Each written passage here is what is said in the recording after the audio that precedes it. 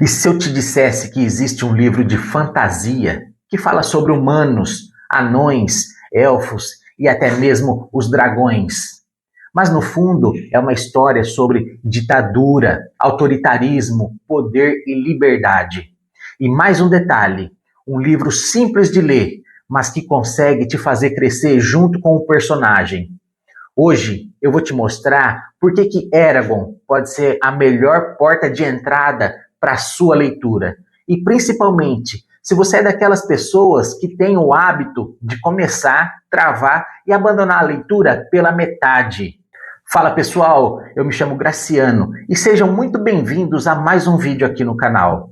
Se você gosta de fantasia ou quer começar a ler, mas não sabe por onde, esse livro aqui pode ser exatamente o que você está procurando. Ele vai prender a sua atenção do começo ao fim e vai te fazer refletir, mesmo que você nem perceba. Nesse vídeo, eu vou te mostrar 3 coisas. Como funciona o universo de Eragon? Qual é a história por trás desse livro? E principalmente, por que ele funciona tão bem para quem quer criar o hábito da leitura e se tornar constante no seu dia a dia? O livro Eragon, do autor Christopher Paolini, é o primeiro livro de uma série chamada Ciclo da Herança. Ele possui 4 volumes. E olha só isso, o autor começou a rabiscar os primeiros traços do livro Eragon aos seus 15 anos de idade. Depois de escrever o primeiro rascunho por um ano inteirinho, Paolini passou um segundo ano reescrevendo apenas os detalhes da história e os seus personagens. E em seguida, os seus pais viram o manuscrito final, pronto, e em 2001 decidiram autopublicar o livro Eragon. Ou seja, ele mesmo publicou no começo. E isso já diz muito sobre o tipo de história que você vai encontrar aqui. Ela é uma história que cresce aos poucos, junto com o leitor, junto com o próprio autor. A história se passa em um mundo chamado Alagaésia, onde existem humanos, elfos, anões, dragões e muita magia. Tudo que a gente espera de uma boa fantasia, de um bom livro, de uma boa história. Só que esse mundo não está em equilíbrio. Existe um império governado por um rei chamado Galbatorix. E aqui entra um ponto muito importante. Ele não é só um rei qualquer. Ele já foi um cavaleiro de dragão. E nesse universo cheio de magia, cheio de fantasia, cavaleiros e dragões possuem uma conexão muito forte. Eles conseguem sentir as emoções um do outro, se localizar, se comunicar mentalmente. É praticamente um vínculo de alma. Só que Galbatorix, ele se corrompeu ao longo da sua jornada.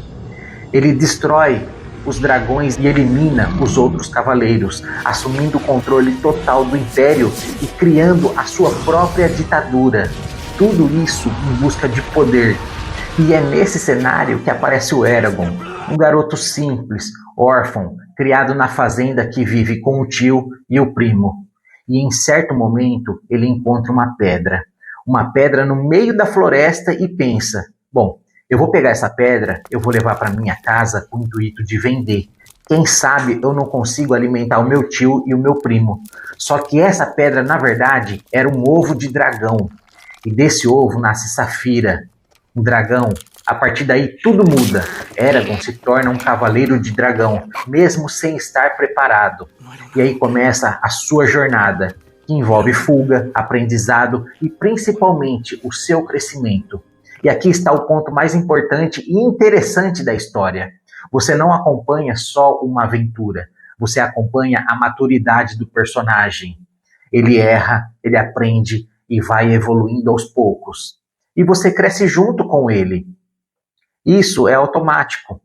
E é exatamente por isso que esse livro funciona tão bem para quem está começando a ler. Ou seja, para quem está começando a adquirir o hábito da leitura. Porque mesmo sendo uma história de fantasia, Eragon trabalha uma ideia muito forte por trás, que é a luta entre a liberdade, a opressão. O vilão de fato representa o autoritarismo, o controle absoluto, a dominação. E o Eragon representa o oposto disso tudo, que é a busca pelo que é certo, mesmo sem estar pronto. Só que o livro faz isso de uma forma leve. Não é uma política pesada, difícil de entender. É uma política mais simples, quase que ingênua. E isso, na minha opinião, não é um defeito. Na verdade, é o que faz a história funcionar. Porque até uma criança consegue entender a ideia central dessa história. Para quem já leu, se você comparar com algo como As Crônicas de Gelo e Fogo, do George Martin, lá você vai encontrar uma política complexa, personagens ambíguos com várias camadas. Aqui não. Aqui é mais direto, é mais acessível e, por isso, mais fácil de se conectar com a trama toda. E agora vem um ponto interessante. Para você que quer ler mais, Eragon funciona porque ele não te trava.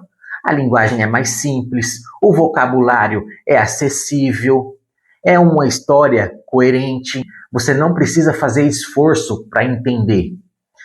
E quando você não precisa fazer o esforço, você continua lendo. Você não precisa voltar páginas. E quando você continua lendo, o hábito vai se formando aos poucos. E por fim, vale a pena ler Eragon? Na minha opinião, sim. Principalmente se você quer começar a ler. Se você costuma abandonar os livros pela metade, ou quer uma história mais envolvente, até mesmo para fugir da sua rotina. Eragon é uma leitura leve e com significado simples.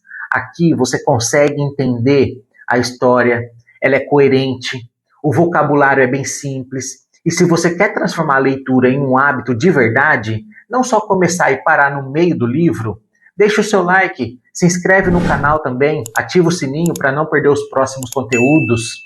Porque aqui a gente não fala só de livros. Eu te ajudo a ler melhor, a entender mais e realmente criar constância na leitura. E me conta aqui embaixo nos comentários, você já tentou ler fantasia ou já leu alguma vez? Se sim, qual foi? Beleza, pessoal? Muito obrigado por assistir até aqui. Um forte abraço e até o próximo vídeo.